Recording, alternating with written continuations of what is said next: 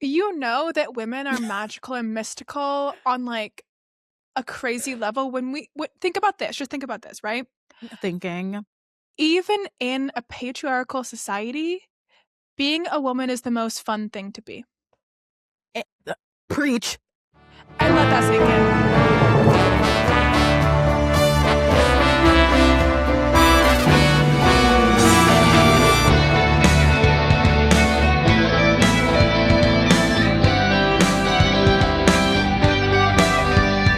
Welcome back to HozPod, the podcast where two gals who love film try to yap their way into becoming indie darlings. I'm Kara.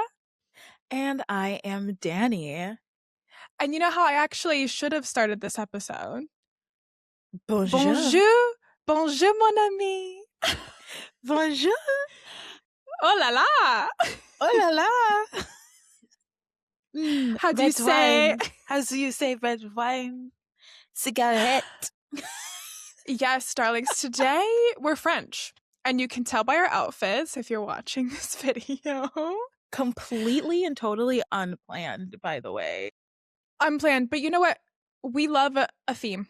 We love an assignment. We love a theme in this house. We do. We love a theme in this home.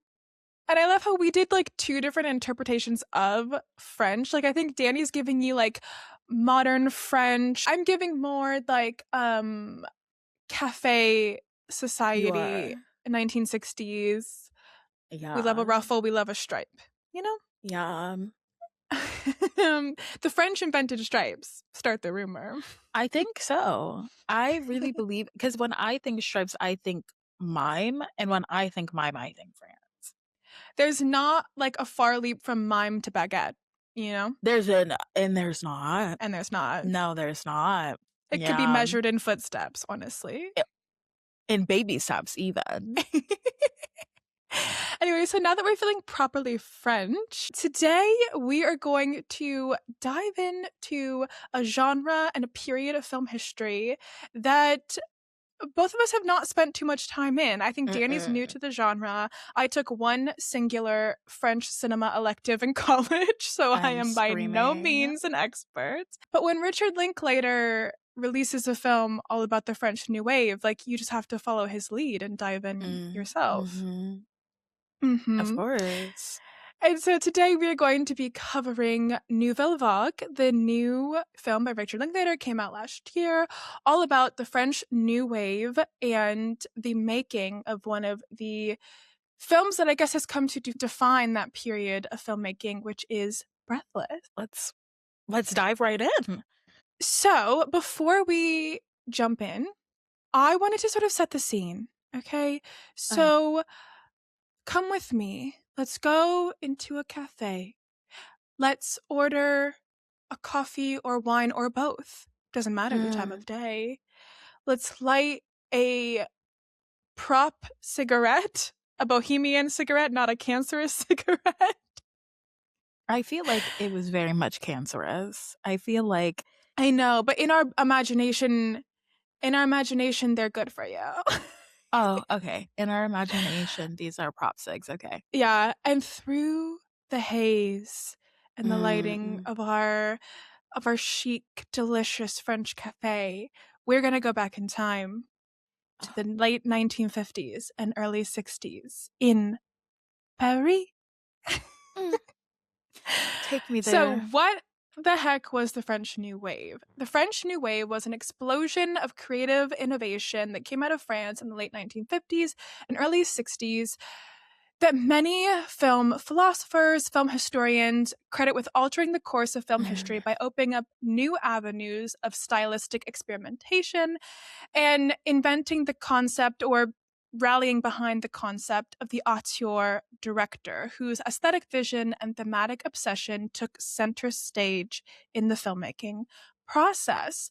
The French New Wave inspired filmmakers around the world by liberating cinema from commercial demands and reclaiming it in the name of unfettered personal expression.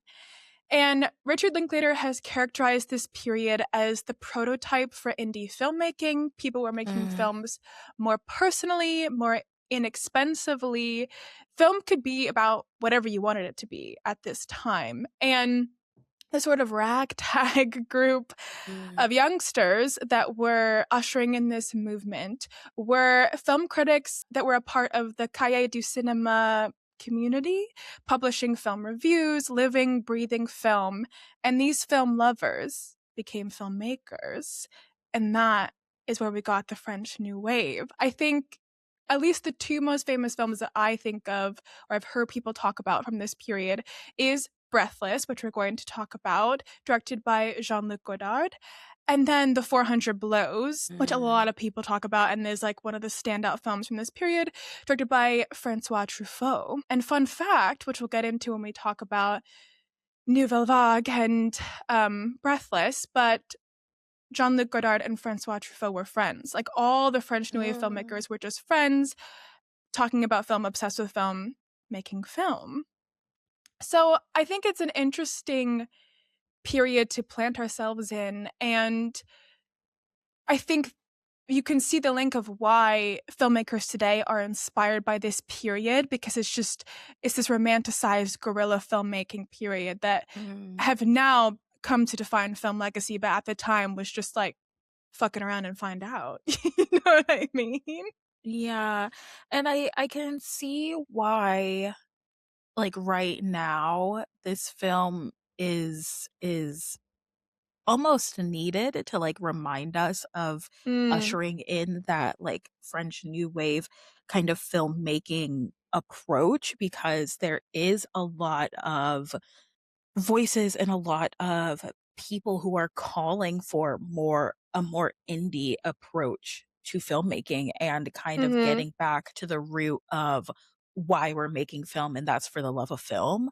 And I feel like right now audiences are kind of craving that, or at least like cinephiles are really craving that return to our basics kind of situation, where it's like you really don't know what the hell you're gonna do, but you just are doing it for the love of the game, and you have a vision, and you're just, like, gonna do whatever it takes to bring that vision to life in a really authentic way. And so I can see why we are kind of, like, re-romanticizing that era. mm, It's because people are craving indie again, and, like, people are desperate for indie again, and I think that, as you were saying, like, this was a defining moment in really, like, down to earth, gritty guerrilla filmmaking. mhm. And we'll get into this a bit later, kind of honing in on the concept of the auteur filmmaker and the Mm. return to the personal. The fact that one person's or a collective's, well, we can debate the one person versus collective because I have thoughts on that with Nouvelle Vague.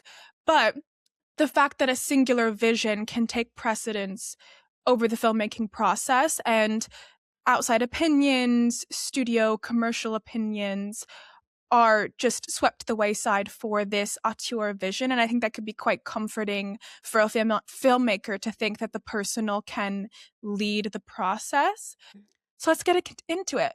Quick pause to say, although we're going to follow our play and rewind structure as best we can, it should be said that we might be mix and matching, remixing, and talking about Breathless and Nouvelle Vague because they they filter into each other and they speak to each other. Nouvelle Vague, which translates into New Wave, which is what the French refer to as the French New Wave, is all about not only that time period, but the making of the film Breathless. So yeah, just let it wash over you. We might be meandering, but it'll be great. It'll be fun. You can keep up. You could, right, because the darlings are smart. They get it. Mm. They get it. So let's press play first on Breathless.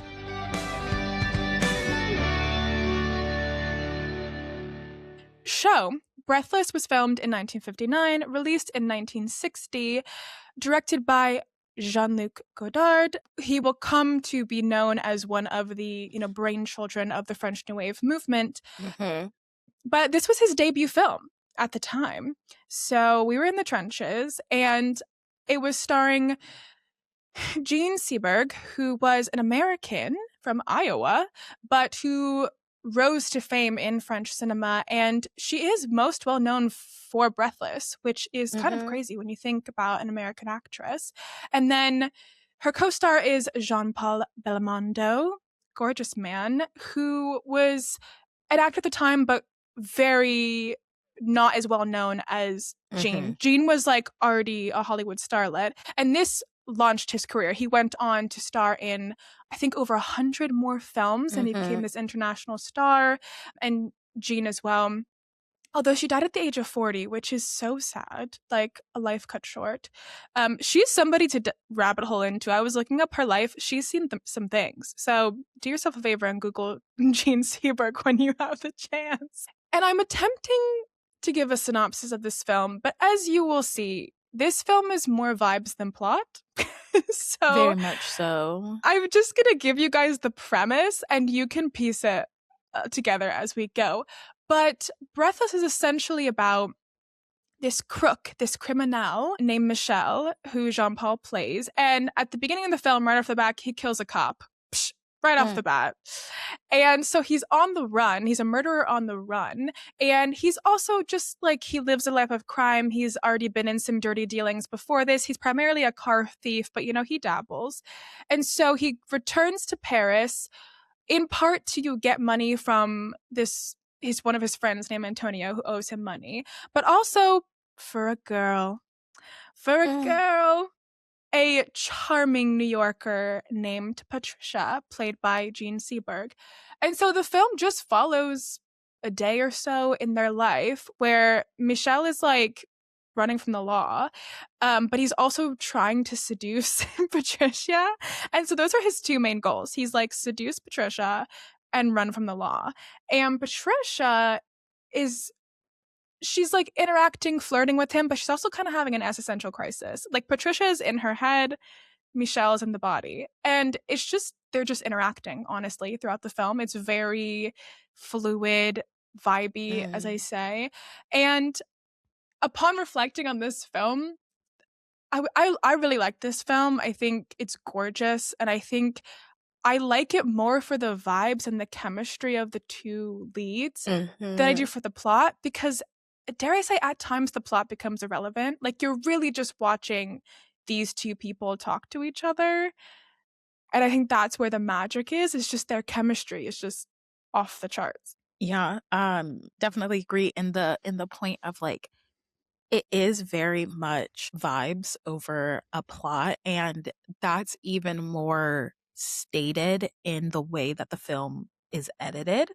Mm-hmm. It's very choppy and the things that the director chooses to elongate versus the scenes that he chooses to cut short, as Kara said, is focused more on like these two characters and how they interact and just being with them in this time. Like it's meant to like almost be documentarian. Like it's like you're Mm. just following them rather than it feeling more like a film, you know? Mm-hmm.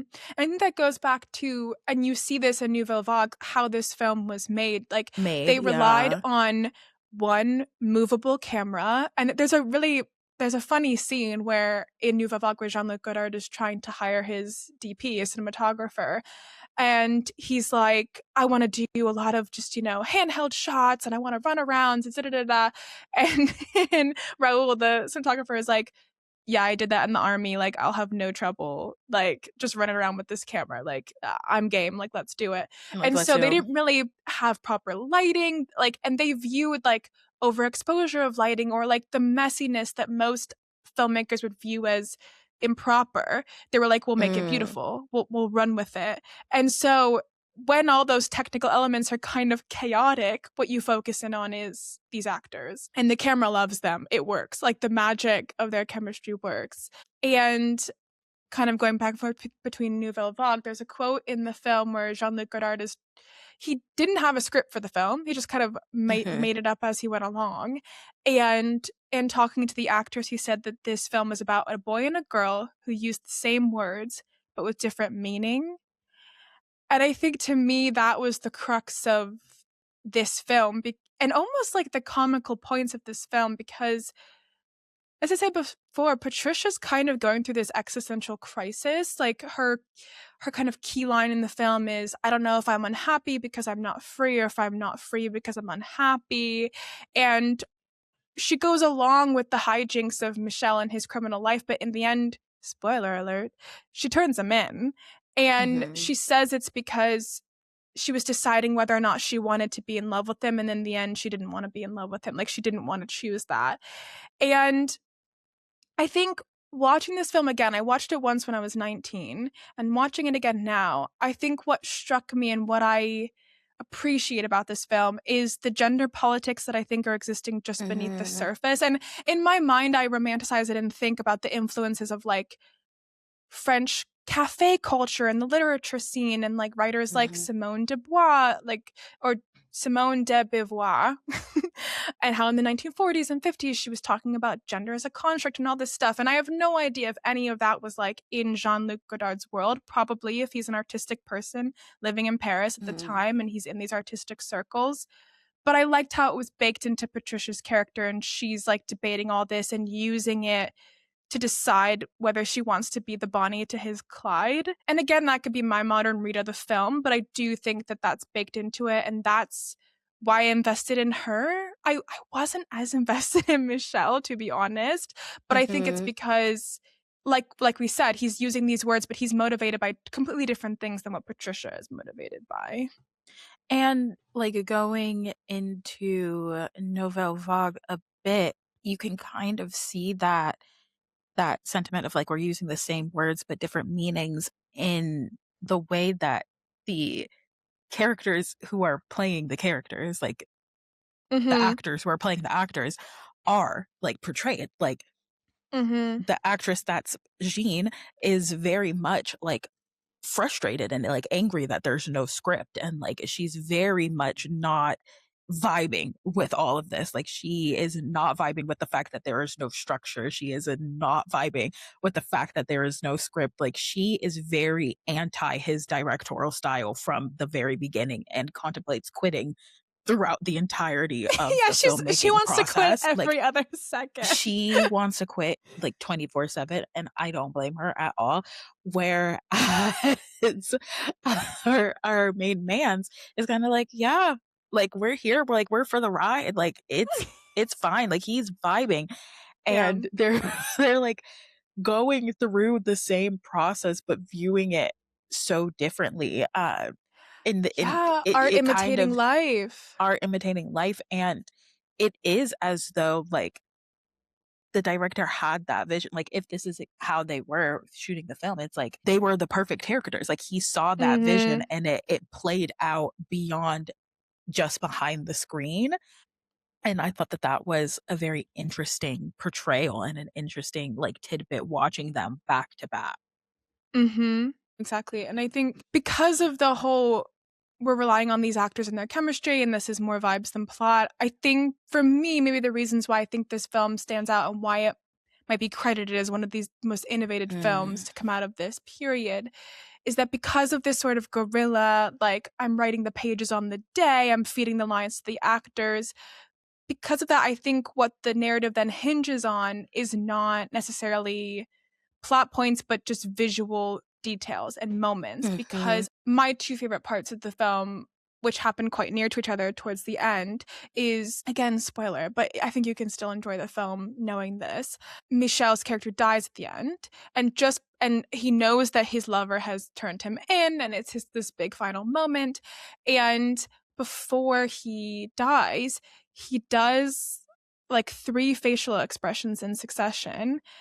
That's a callback to when they were just like hanging out in her hotel room together, and they were like, being playful with each other. mhm, And so it's kind of is this like wonderfully bittersweet moment of him remembering this beautiful moment they shared together and the good times of their relationship, now knowing that he's going to die, and she betrayed him just before he died, which is probably something that came about, through the improv and through the mhm, like chaos of making this film. mhm, But then it turns into this loaded expression just because of its placement in the film. And I feel like they must have just been grabbing at those gestures and facial expressions, making them loaded later, but not knowing in the moment. This is a film that I think was made more on the cutting room floor and editing Mm. than I think it was on the actual filming. That makes sense? Yes, definitely. And again, like going back to Nouvelle Vague, like the way that he shot it, it was very much like one or two takes and then he was done. Like he Mhm. did not like be like, okay, we need to do this again, we need to run this again. It was very much like trying to get more of an authentic, like natural reaction to what was happening and what he was feeding them and like how they would react more so than how the characters would react, but I think it's Mhm. because he viewed them as the characters. And the one shots was very much like him being like, "Okay, I don't want to repeat this and get a manufactured version of this scene or a manufactured version of whatever it is that like whatever emotion that they're trying to portray." And so I definitely agree that the film was made more in the editing process than it was in the actual filming of it. Mhm. And I think you see this in Nouvelle Vague that Jean-Luc Godard is obsessed with spontaneity. Like, he's obsessed Mhm. with this sort of almost purity of emotion or, like, Mhm. capturing this spontaneity. And he says, like, "I'm not gonna do more than 2 takes, like, I'm gonna move on really quickly." And it's this almost this comical point in Nouvelle Vague that, like, he'll shoot for 2 hours and then he'll, like, wrap for the day. Like, Yeah. and having this sort of, I think, intentional rejection of traditional filmmaking and, if we think about of the time, I think this obsession with spontaneity and almost like contrarianism, like as a point to be like, I want to make something different, therefore I'm going to do it differently. And it like Mhm. walks the line, in my opinion, between like performative and genuine, because I think that Jean-Luc Godard, his character, and then I'm assuming, based on the real life person, is also constantly like towing this line between ego and creativity.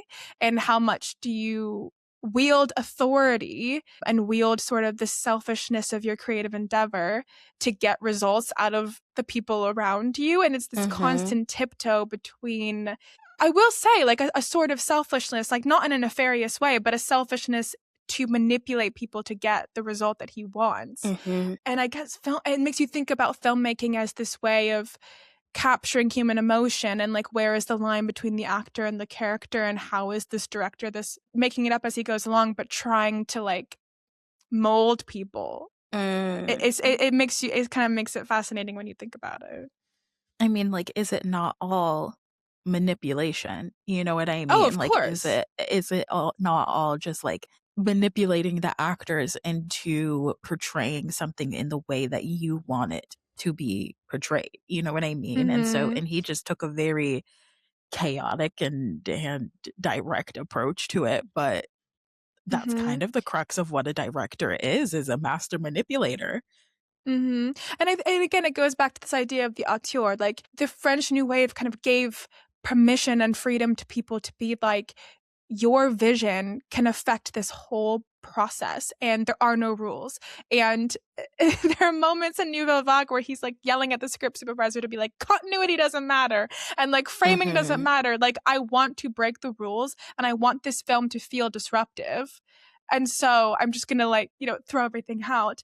And I think Jean and Jean-Luc's relationship in Nouvelle Vague is really interesting and just walks this Mhm. line, as you said, like she's so frustrated and she's not having like, I mean, I think she's having a good time with Jean-Paul, her co-star, and Mhm.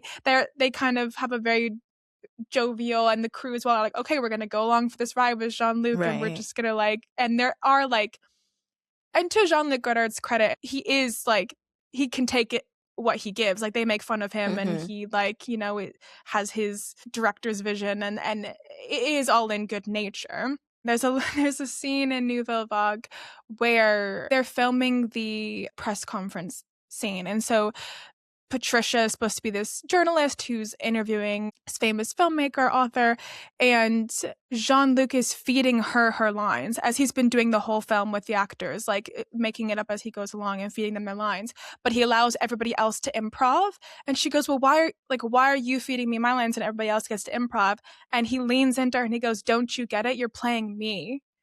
And it goes back to this idea that okay, like auteur, like he wants this film to represent himself. He wants this character to be the words out of his mind and solely his vision, which can be complicated when you're working with an artist Mm-hmm. who's like an actor who's also an artist. And I think it toes this line between auteur filmmaking and collaboration.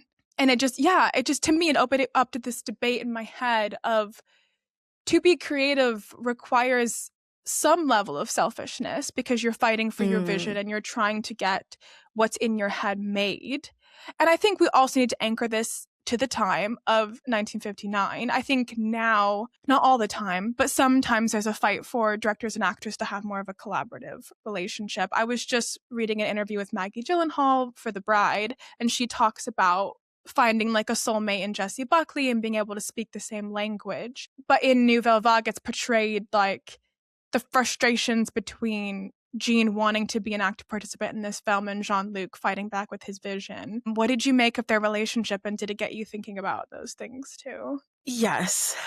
And, like, I think there is definitely a balance to be struck. And I think, like, now Mm-hmm. we're seeing waves of actors and actresses being, like, executive producers or producers on films so that they do have a say in the scripting and how their character is written and how their character is portrayed, and how the story as a whole is being told. But I think again, like this was just a sign of the time. Like Mm-hmm.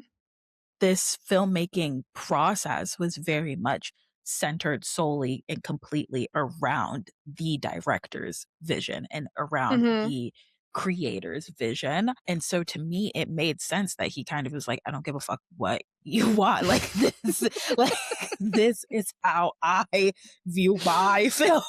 Yeah. Like, sorry, babes. Like, and I get it, and I understand why she is so frustrated, and I get it. Well, I think it's again, it kind of goes back to what we were saying at the beginning is that this was a time of so much artistic liberation, Mm, for directors, for writers creatively to break out of a consumer based filmmaking process.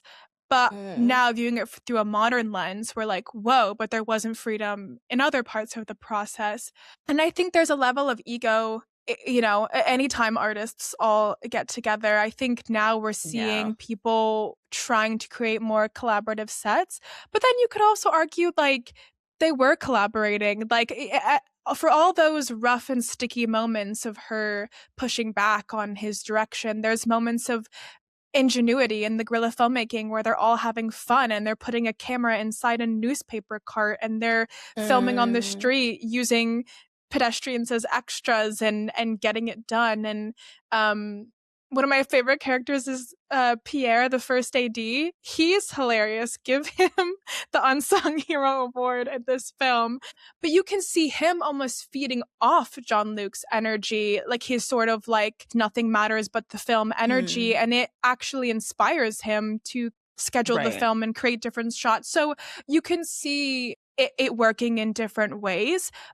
But it's just so interesting that, like, this is the film that she's most well known for. And then when we get this peek behind the curtain, it was kind of a Mhm. chaotic process for her and maybe not the most artistically fulfilling from her perspective. Right. And to be completely honest, like she knew the battles to pick. You know what I mean? Mm-hmm. Like, and she knew Mm. what hills to die on. And in like one of like in her final scene, which was his This is my death, favorite scene. I love this scene. and she was just like, he was like, he wanted her to also steal his wallet in the end. Michelle's Like wallet. Yeah. Michelle's wallet in the end. And she was like, no, like, no. And he was like, "Mm." yeah, yeah. Mm, And she was like, yeah. yeah. And she was like, no, like I've already turned him in. Like, I'm not doing that. I'm not stealing his wallet. I'm Yeah. not doing it. And she And she's put like her she's foot like, down. "She wouldn't do that. Patricia wouldn't She do that." wish I Like, she wouldn't do claims the that. character. Exactly. And the director's like, okay. Like they had a little tussle hustle, but then eventually he gave way and was like, okay, I see her perspective on this character Mhm. and how she views her character would act. Yeah, and And I think that scene is what the whole Nouvelle Vogue oh my god, Nouvelle Vague film hinges on. The fact that she pushes against him mhm, makes the scene better and makes one of the most iconic shots in cinema ever. Like at the end, when she, instead of stealing his wallet, she in the end mimics a gesture that Michelle has been doing throughout the whole film. And it's him like rubbing his lips. And it's almost I interpreted it as his like sort of Machiavellian like criminal signature, like when he like is touching mm, his lips. So it achieves the same thing that John Luke wanted. Like the lover has now become the criminal and she's sort of turned the tables on him and it gives her character an interesting layer, but in a way that doesn't betray the who she love is. story and who she is. Yeah, Yeah. because she betrays her lover, but she does it in the name of her own freedom. And Mhm, Jean understood that, and because of her pushing against that, like, here you go, Jean Luc, here's the most iconic shot in your whole film. And so I think that is the film in a nutshell of like, yes, this auteur vision, but at the end of the day, genius needs to be challenged to become better mm, is kind of what I yeah, got. Yeah. I agree. I think that watching these two films together, though I enjoyed Breathless more than I enjoyed Nouvelle Vague. That is so funny because I enjoyed Nouvelle Vague more than I enjoyed Breathless. Oh my gosh, okay, I'm gonna say why and then you say why. Like Okay. your way. I think I think for me, Fine. I do as a cinephile myself, as a film girly who would have loved to be in the French New Wave, I love films about filmmaking because I love to see how the sausage is made. Like Mm, that's just an enriching experience. naturally.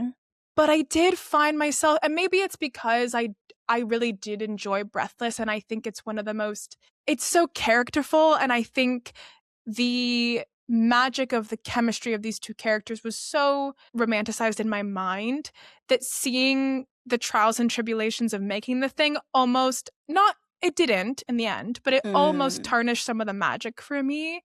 But I can like kind of hold those two ideas in my head at the same time, so it's okay.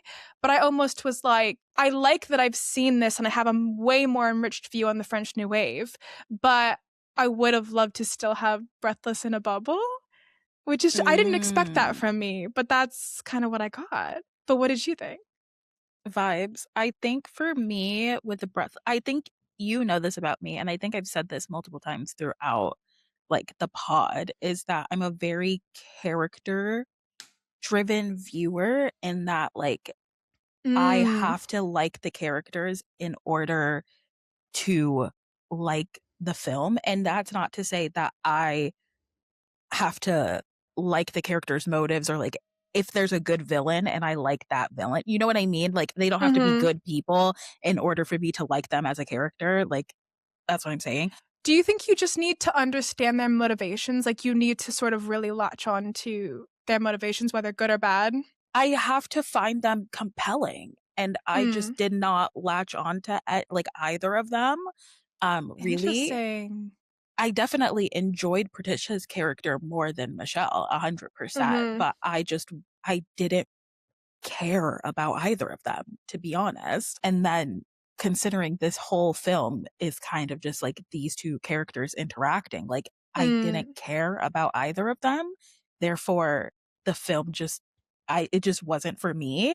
mhm, And that's fine, like not mhm, every film is everybody's taste, but I enjoyed watching all of the characters interacting and making the film more because I could root for those characters. Like I did find mhm, them interesting and like I found Gene being like really like pushing against like the film and being frustrated. I found that interesting. I found like Mhm.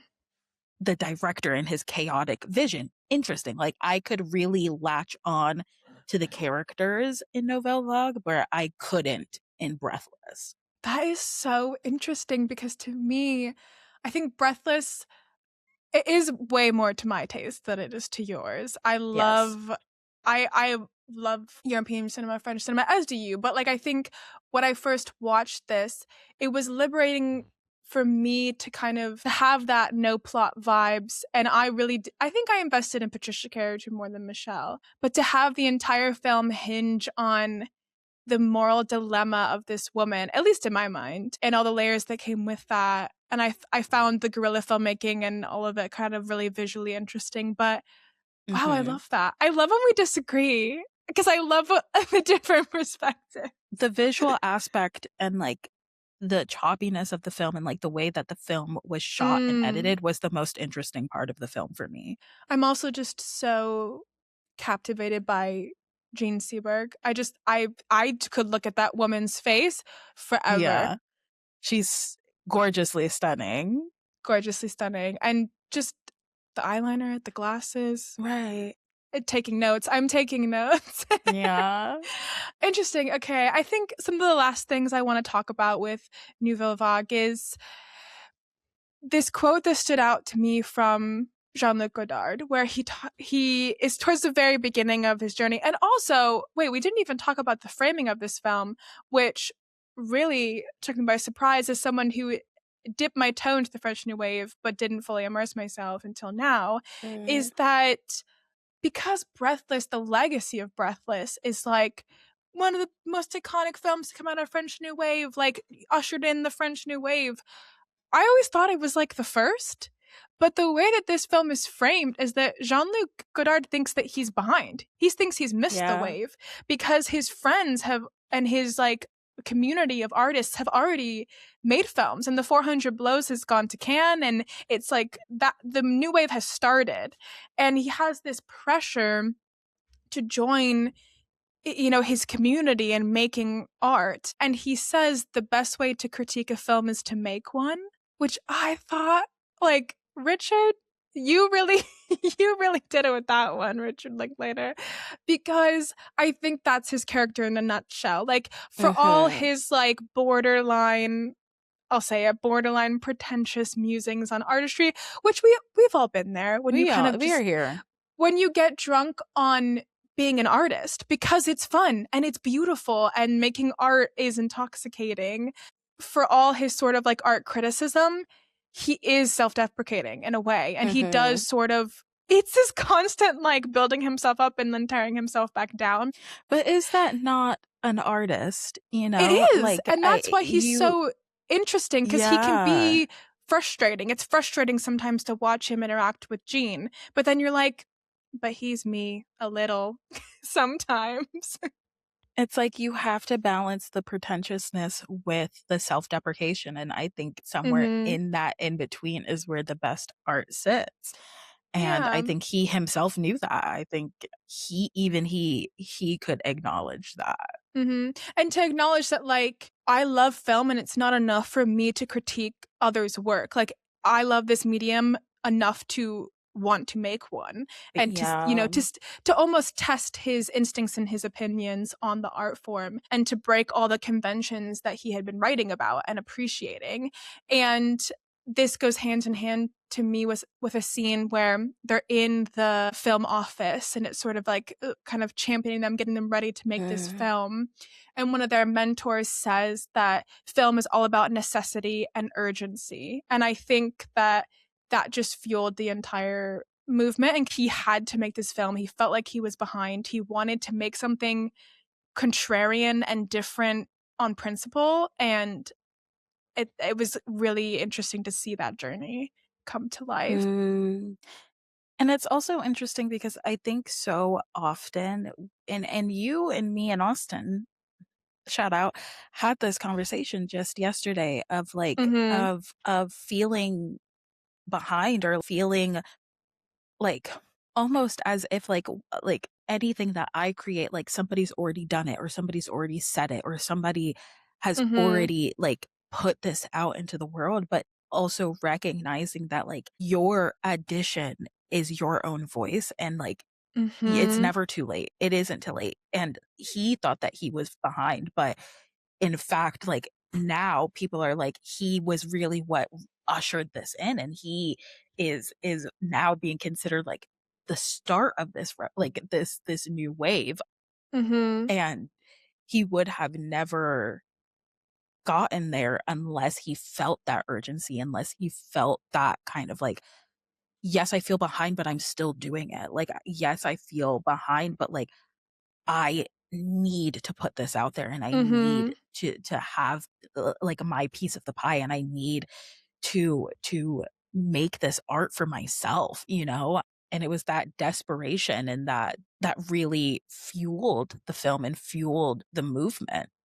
Mhm, and I think, for all the frustrations and comedy moments of this film of him feeding them the lines and not having the scripts, like, in the end, his vision was singular, and Yeah. Breathless is in the film canon as one of the most successful debuts of European cinema, and for all the delicious chaos, like, and all the times that like, there are scenes where he's talking to his friends and he's like, I don't know if I'm doing it like, he never lets the crew and the actors see it, but he does have moments of doubt, but yeah, he I think he's just fueled by this almost obsessive love of film. And I think Linklater plays with this idea of they're both film lovers and film critics, because to critique film, I think you do on a certain level have to love film and vice versa. Mhm. And something that I didn't notice until the end was, at the beginning when we're first meeting all these characters and all these friends in the new wave, and they're at premiere for a film, and they're, smoking, chatting, drinking, and they're like doing these offhand comments of like, it's no Citizen Kane and it's the worst film of the year and like audiences are gonna hate it.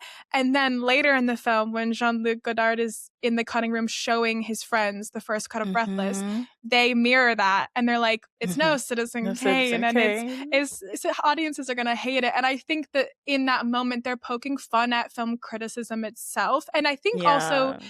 American cinema with the whole Citizen Kane being like, Mhm. this is film. And so they themselves are even making fun of like what film criticism is, and like this counterculture of French New Wave is them just saying Yeah. like film can be anything. Even if Jean-Luc Godard has a singular vision of what he thinks film is, he does on some level understand that it can be anything and therefore people will love it and hate it, but it's his. It's his Exactly. film. It's his. Yeah. Yeah. Wow. But to wrap this up, I think zooming out, looking at not just Jean-Luc Godard and Breathless, but looking at Richard Linklater, he is one of my favorite directors. I mean, we have the Before series, we have Never Forget School of Rock, and we have so many. His career is so varied, and the genres that he tackles as a filmmaker is so varied. But when I was trying to connect the dots of why does he love this era of filmmaking so much, and why, does he have this reverence for Jean-Luc Godard and Breathless? And I think when I think of Richard Linklater, I think his films just try and capture the spontaneity of human connection, albeit maybe Mm. in a more collaborative way from, what we hear from Ethan Hawke and all his actors. Mhm.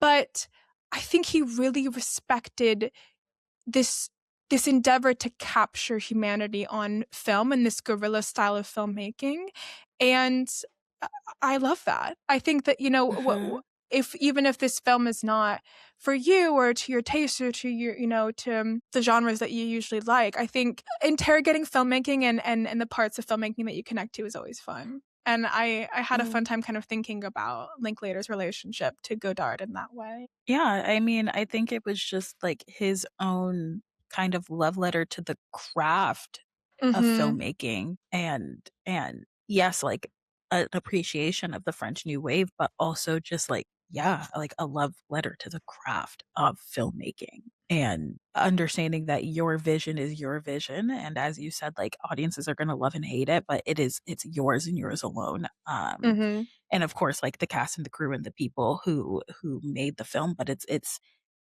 a time capsule. And I think one of the lines of the film where he says like, "Oh, I want to be immortal and then die." I think that that Yes. is filmmaking as a whole. It is immortal. It is immortal and it lives every time you press play, and it's immortal and it lives every time you think of the actor or think about a film that has radically moved you. It's alive, and then it also dies when it stops, and it Mhm. gets put away until the next time it's played, and it's immortal and it's forever, but it's eternally dying at the same time, and that's film. Mhm. Oh, so beautifully said. I think in a way that's every artist's greatest ambition is to be Mm, immortal, to make something that they think can last forever and then to die and to yeah. leave it to speak for their vision and their life. Mhm. So, I really enjoyed my time spent in Paris in 1959, and I hope you guys did too. Definitely recommend watching these two films as a pairing and exploring different films in the French New Wave. It's a great time. It's chic as hell. It's chic. So, shall we fast forward?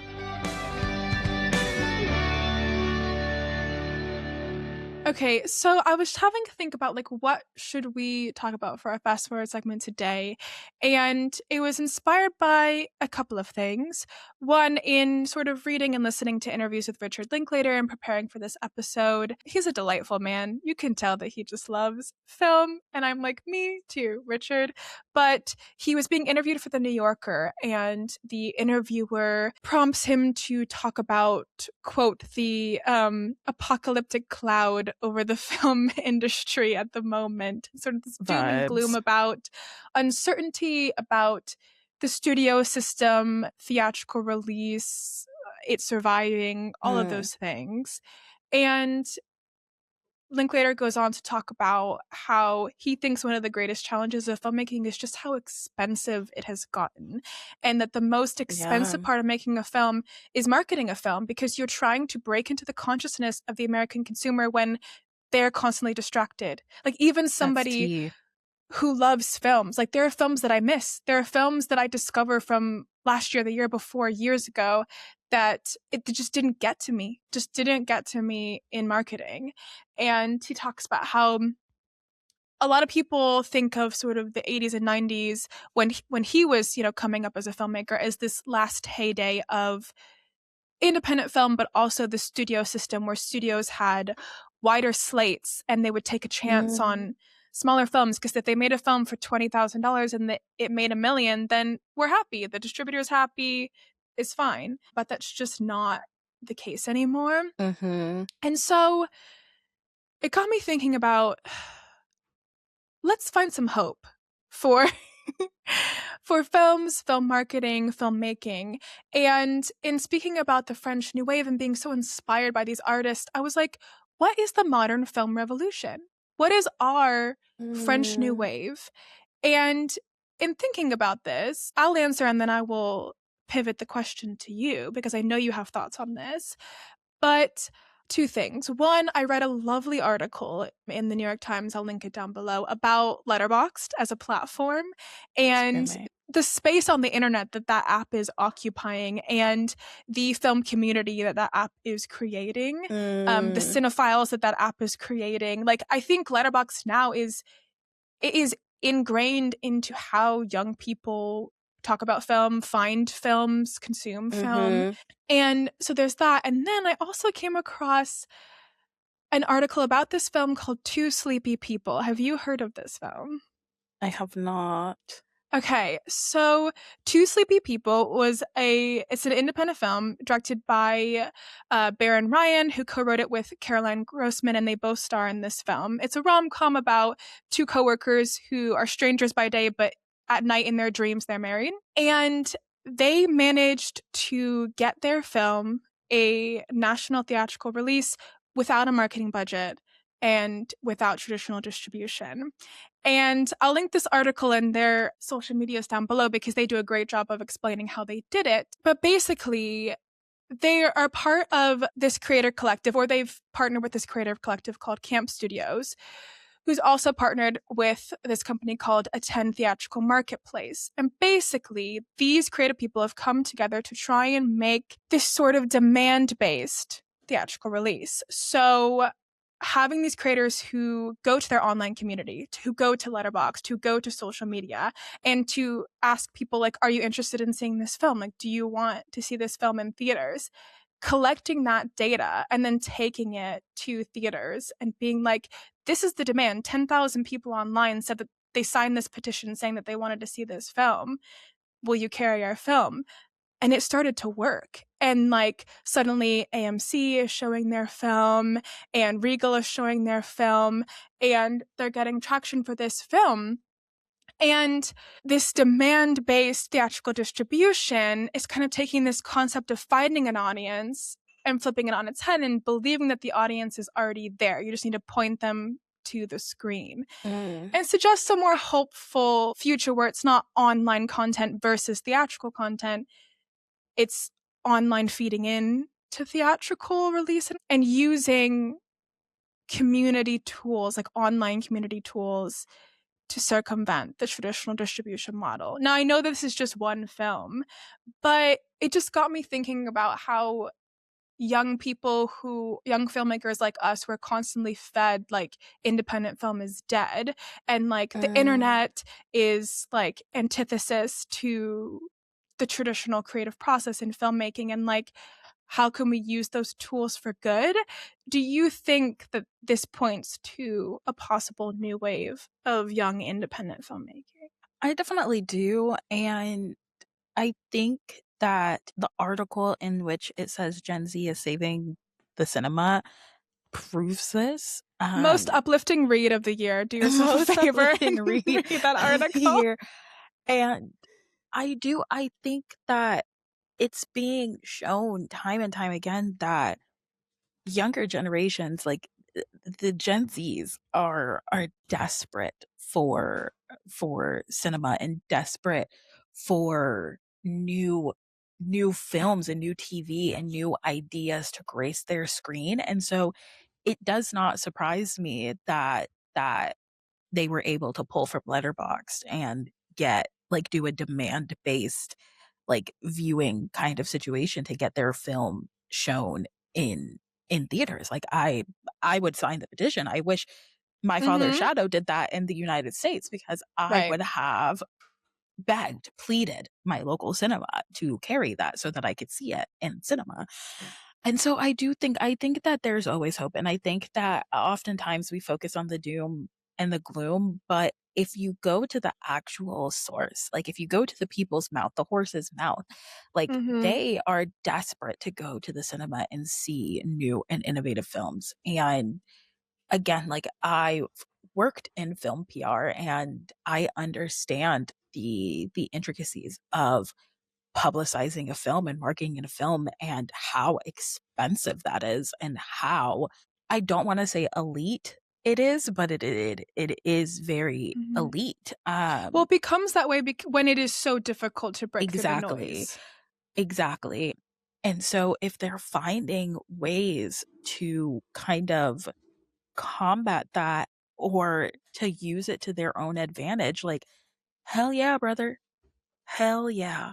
Like, Mm-hmm. whatever it takes to get your film seen is what it takes to get your film seen, and the people are grasping for it. The people obviously want it, or else the 10,000 petitioners wouldn't have signed it, you know? Mm-hmm.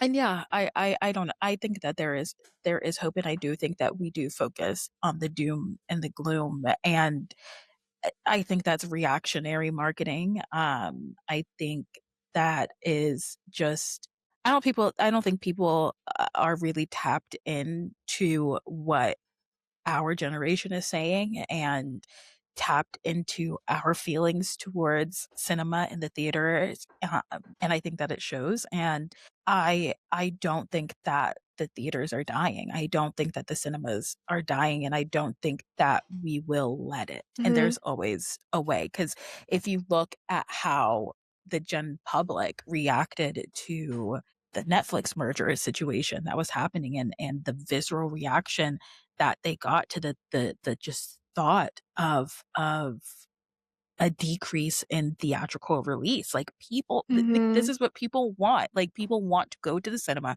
and they want to see film. And I think as long as that passion and that love is there, then there will be ways to make it happen.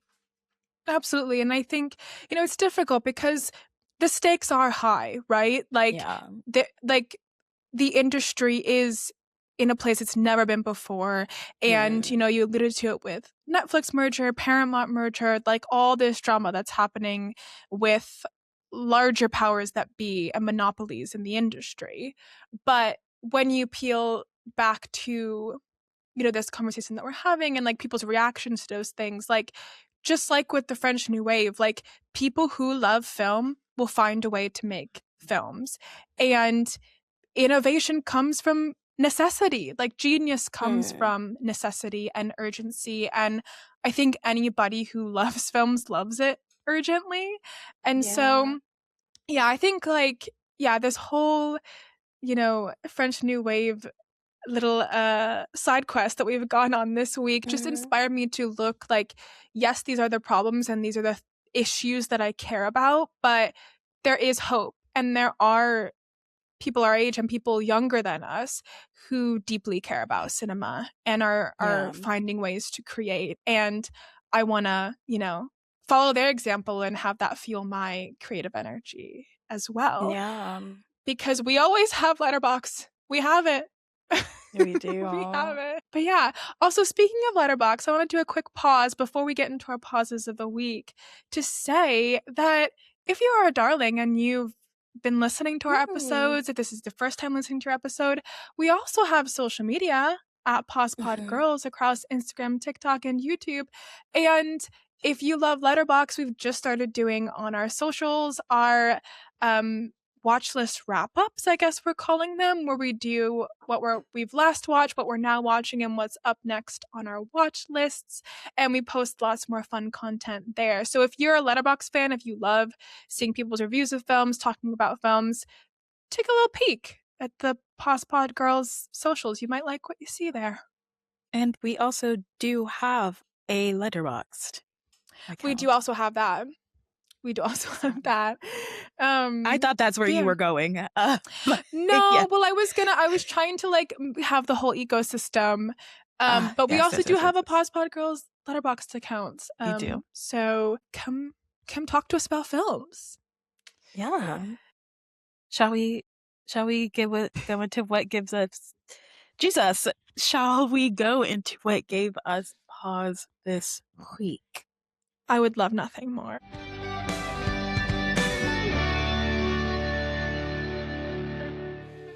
I'm screaming. Care Bear, what gave you pause this week, babe? Well, if I may, I have two this week. Normally Danny You has two, may. I but know. this week hand me the mic because I have two. The first is just like a quick one, but I was on the tube commuting Of home course.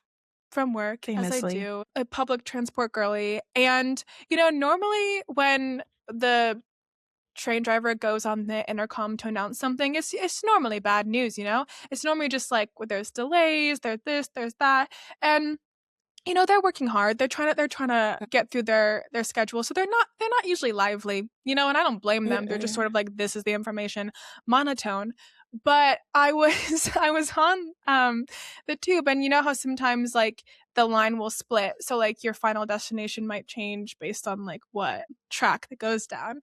And this like fun lovely lively voice came on the intercom and was like, hey y'all, so this train was bound for this station, but now we've just had a change, and we're gonna do the other route. And he was like, it was lastminute.com, they just told me, I'm so sorry y'all, lastminute.com. And I was like, lastminute.com, that is so funny, that is so whimsical. And when did we stop putting .com after things? We used to say bomb.com, confused.com, lastminute.com. Bring back the .com to the Mm. colloquialisms. Bring back the .com. He really made me giggle. That poor man was like lastminute.com. I'm sorry, y'all. I'm screaming. That really made me giggle on my commute home. So thank you to that man wherever you are. You're doing the Lord's work, making me laugh. And then my second pause is, so if y'all listened to our Hamlet episode, you heard me yap about my love for Peggy Guggenheim. she is who I Famously. she is who I want to be when I grow up. If you don't know, Mm, Peggy Guggenheim was a famous art collector, and then mhm, pretty much from like the 1930s all the way through to the 60s. But she was of sort of like New York socialite money.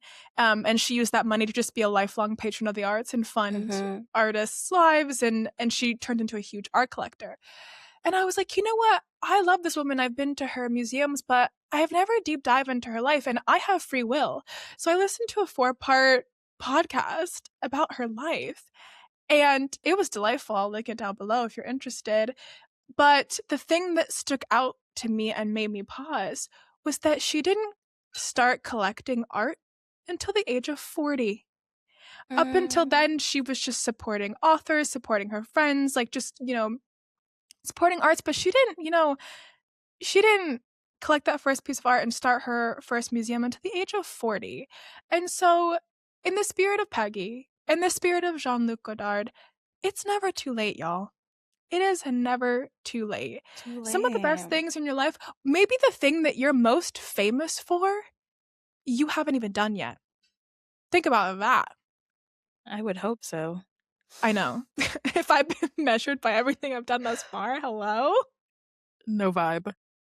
But yeah, especially for the ladies out there, I've looked at a statistic recently that was like women are most creative or have most accomplishments between the age of like 40 and 50. And that might have like some social political things of Mm, like most women in their 30s, or not most women, some women in their 30s have babies, which interrupts their career trajectory. And so they might not come into their, full potential until age 40 yeah. or after, traditional childbearing age. But it just really gave me pause. I'm like, wow, this woman that I look up to so much really didn't start her like magnum opus of life until age 40. I love. Mm-hmm. So keep on, keep it on. Never too late. Yeah, like with my frog thing last week? One of the weeks. Week before It's last. right. It's like you've yet to meet everybody that you're going to love, and you've yet to like have your best days, and you've yet to accomplish all that you will accomplish. And I think that especially with like social media, but just like in general, there is, I think it's in the Bible, praise the Lord, that Oh. comparison is the thief of joy. And I think Mm. so often we do compare where we are to where our peers are, where the people our age also are, and you can feel a little bit behind, or you can feel like damn, like I'm nearly 30, and what do I have to show for it, and what have I accomplished, and like I feel like I should be farther along in my career, in my academic endeavors, or in my creative endeavors, and like all of these things than I am. But also realizing that quite a lot of people don't attain everything that they're meant to be and destined to be until they're in their like 30s or 40s. Like Vera Wang didn't really gain her success until she was like 45, and like you know what I mean? And so it's like, Mm-hmm. why are we in such a rush, and I think pigeonholing ourselves to trying to accomplish everything in our youth, when I think like we get more wise with age, and we get more creative with age, and we get more talented with age. Absolutely. And you know what else I've been thinking about too? Is that like, I think it's doing this podcast and like really ushering this era in of life of me being a cinephile and really Mm, like consuming so much film and building taste. Like I was thinking the other day, mm, like I don't think I could have done this podcast with you 3 years ago, 5 years ago, 10 years ago. Like what have I been doing all this time? I've been curating taste. I've been vibes. I've been developing a perspective, a point of view. And like to have taste is to have vision. Like it's one hop, skip, and a jump to that. And so I think, especially, yeah, talking about the French New Wave, it's like they broke all these rules and they had these sort of like chaotic influx of creativity, and they were anchored, if by nothing else, by their taste and what they wanted to do, what they knew, what they liked and what they didn't. And so that's not nothing. Right. Cultivating taste, having taste will only serve you in whatever other endeavors you're doing. And like, I think that's what your 20s are Or for, you know? for Like you're figuring yourself out, but you're also figuring out like how you're viewing the world and yeah, your taste. And so no wonder, you know, these huge achievements are happening later in life, even further than your 40s, 50s, 60s. Like you have to become a person first, right? right.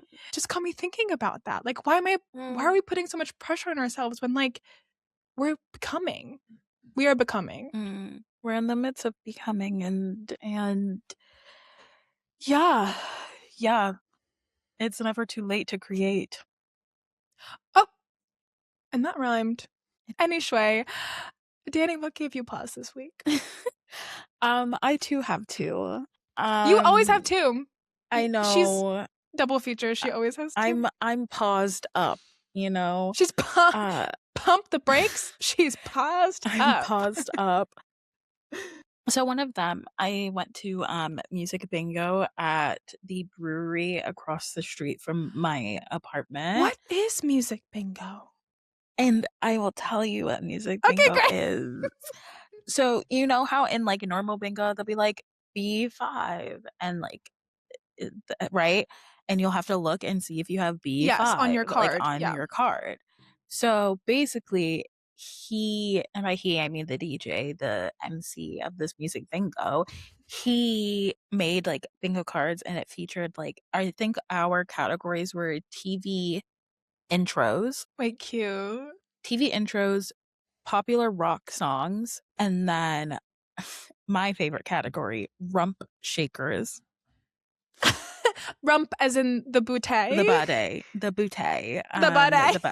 the bate, The booty. and he'd like fill this like the sheet out with like different songs in these categories, and then he'd like play songs at random, and then you would like mark it if you had it on your bingo. And it was such a joy to be in there. There was a table full of Black women, and they were Amazing place to 50 be. boppeting.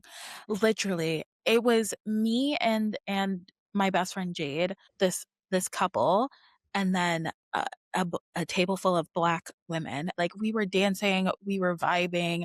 Like the DJ dude was obviously feeding off of our energy, and he was just like, "Why is nobody else dancing?" Like he was trying to have a good time, you know. So you And we guys were were giving him a carrying good this time. We were event. carrying this event on our backs. Okay. Mhm.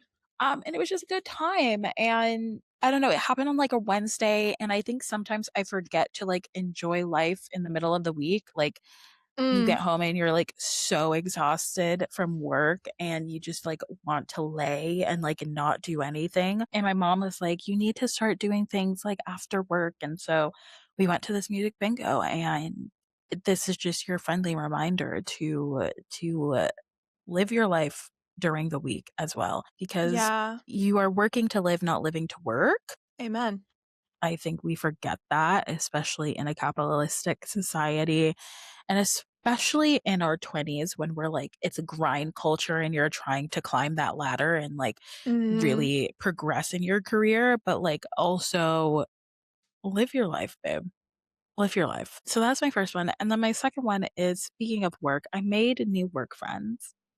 Oh, I know. I love that. I know. And we were talking about like books and stuff, and we read a lot of like the same books.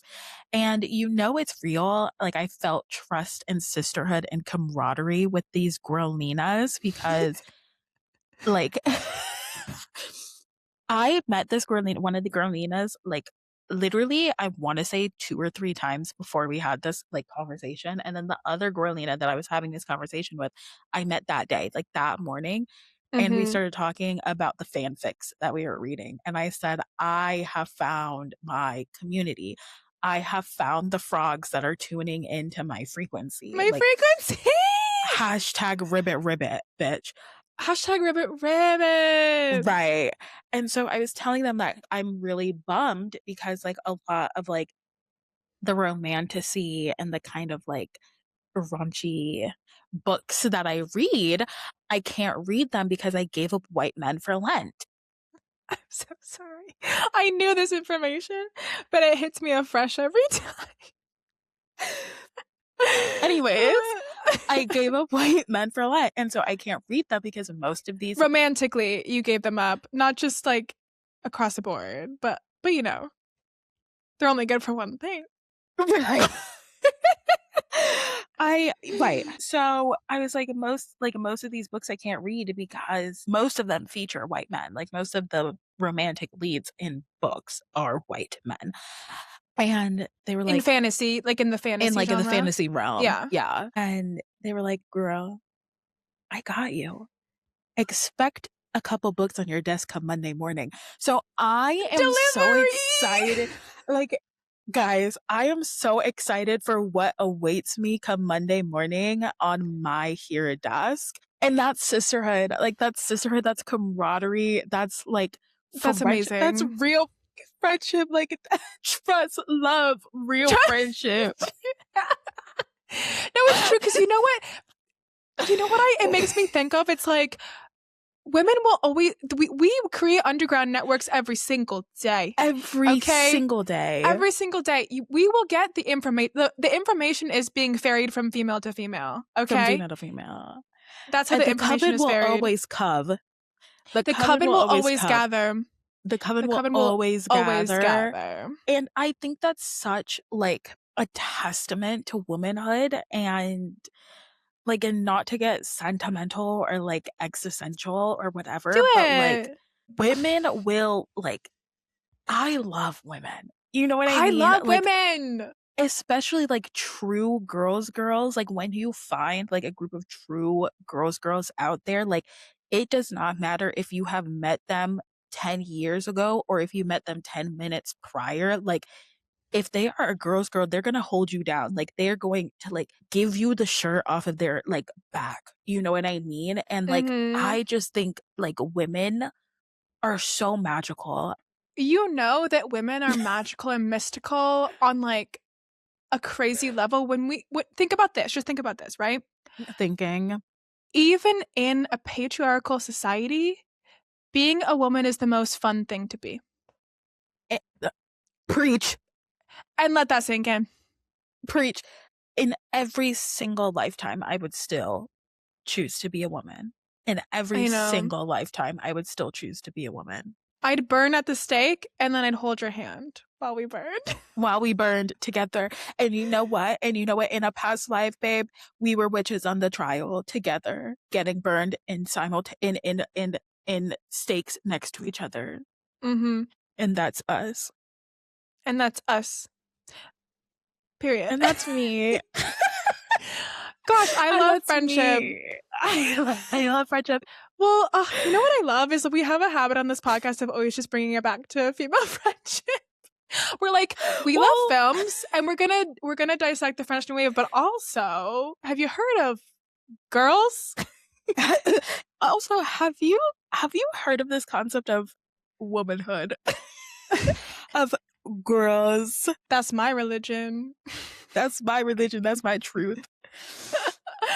Oh my goodness. And that's what we trying to foster with this podcast. Thank you for tuning in, for being a darling, joining our film sleepover. And if you liked it, rate us on the podcast listening app of your choice. Share with your friends, share with somebody you think might like this episode or other episodes of ours. And we can't wait to chat with you some more. Yeah. See you next time. Au revoir. Au revoir.